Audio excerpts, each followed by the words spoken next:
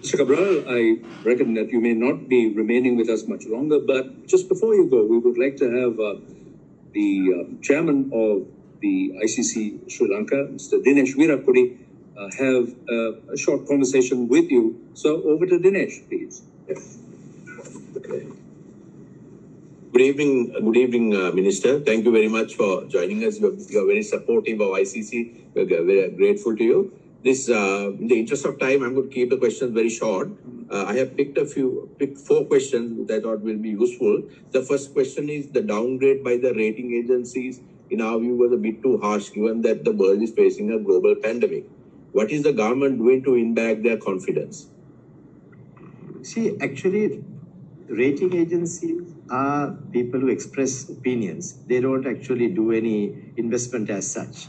If you notice, they had downgraded about 39 countries in the post-pandemic period, which in my view is quite unfair, because every single country was challenged by the COVID impact. And as John Denton says, the G20 countries or any of these multilateral institutions did not even come forward with any kind of a solution to assist them at all.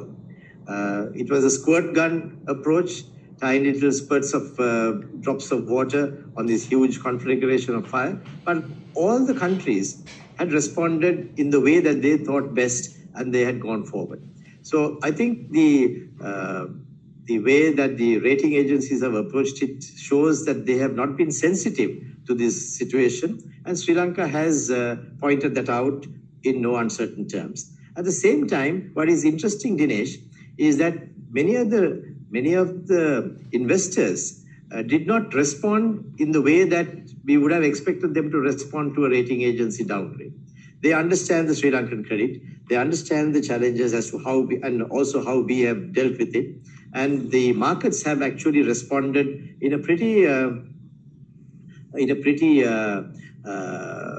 positive manner, in not reading too much into what the rating agencies have said. So the response that we have had was to approach the investors direct. We have always been upfront and frank with our investors. I have done many Zoom calls as well as individual calls with investors thereafter. We have had calls with all the bankers and key stakeholders, and we have given them our side of the story very clearly. And I think the market's response has been extraordinarily in favor of what Sri Lanka has been doing. If you take one case in point, in the last about 3 months since August, the total turnovers of the stock exchange in Sri Lanka has been 3 times that of the previous 5 years. You would have seen that the ASPI has been moving very rapidly.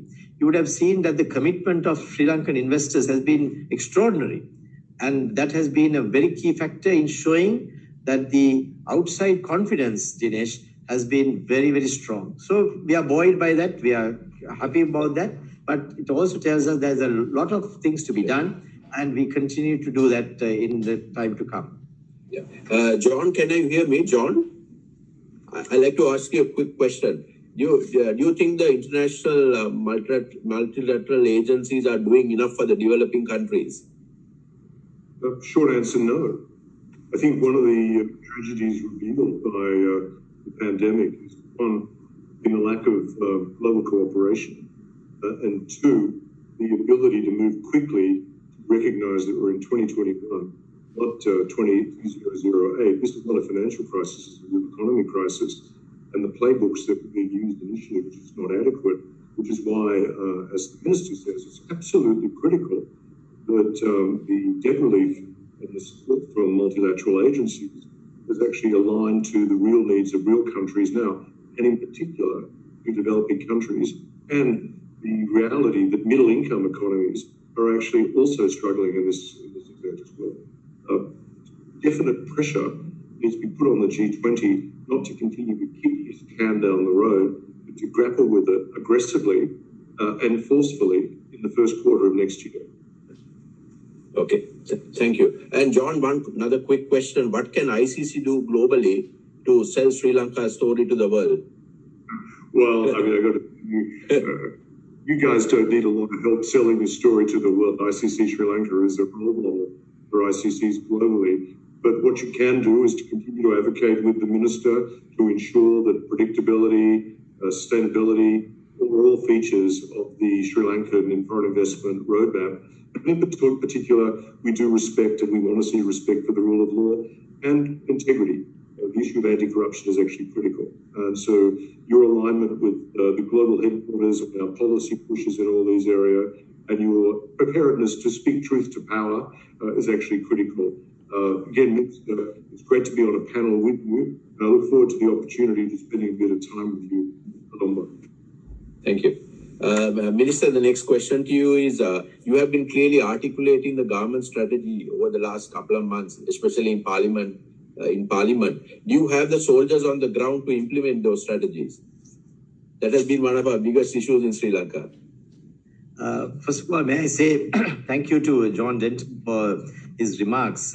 We appreciate it very much, and you can be sure that we echo the same sentiments, John, mainly because we seem to sometimes lose track on the most important factors when we are confronted with the situation, and sometimes we lose out on the key aspects of what needs to be done. So I'm particularly glad that ICC and John has brought this out into the open, because it's vital that we look at these issues in that broad framework.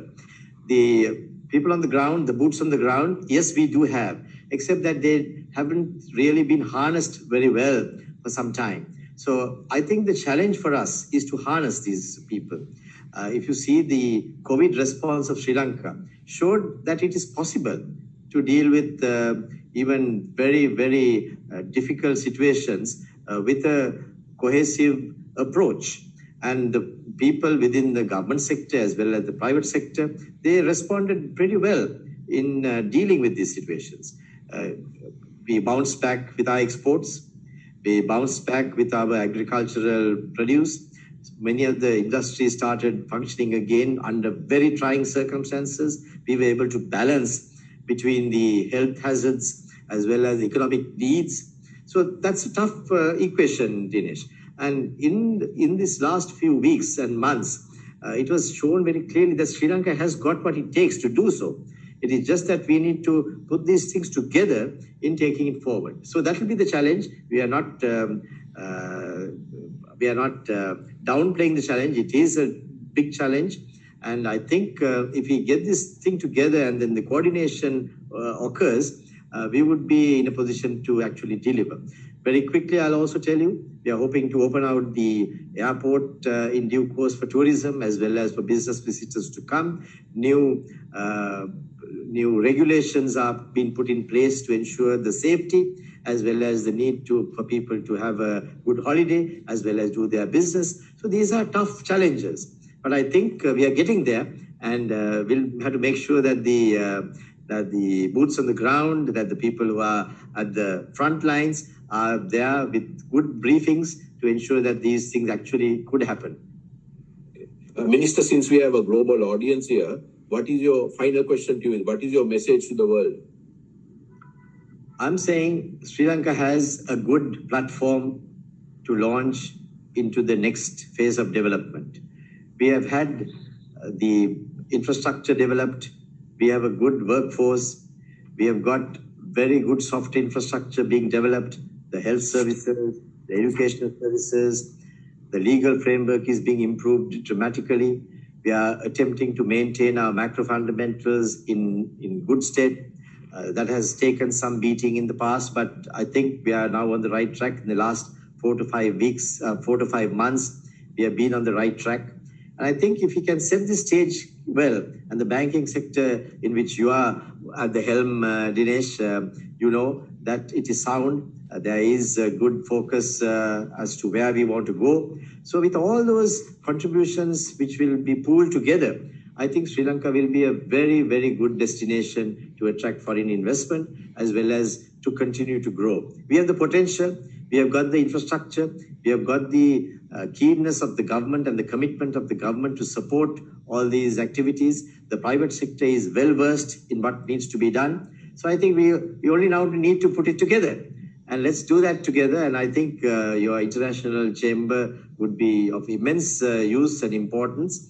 And the fact that you are taking a key role and a very catalytic role is something that we appreciate very much.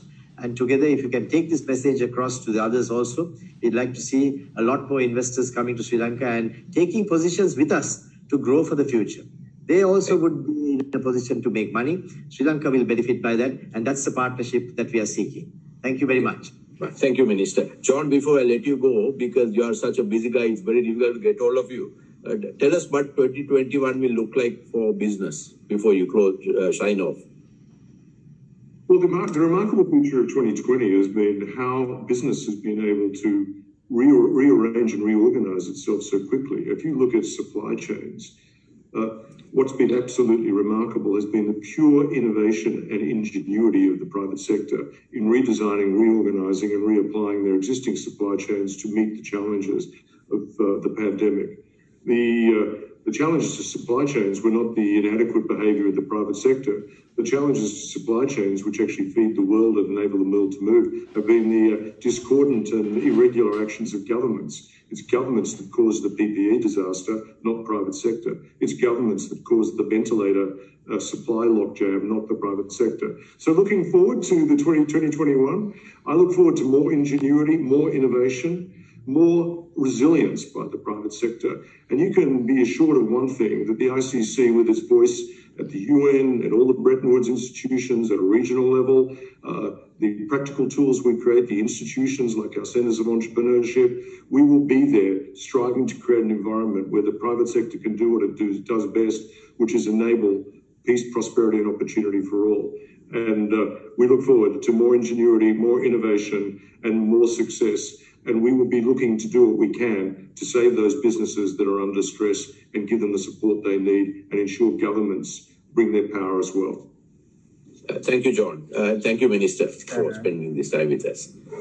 Dinesh, may I just take one? Yeah, sure. Just say hello to my old friend, His Excellency Riaz.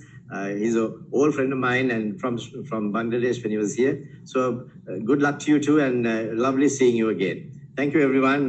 Maybe I'll sign off now, and thanks for the opportunity.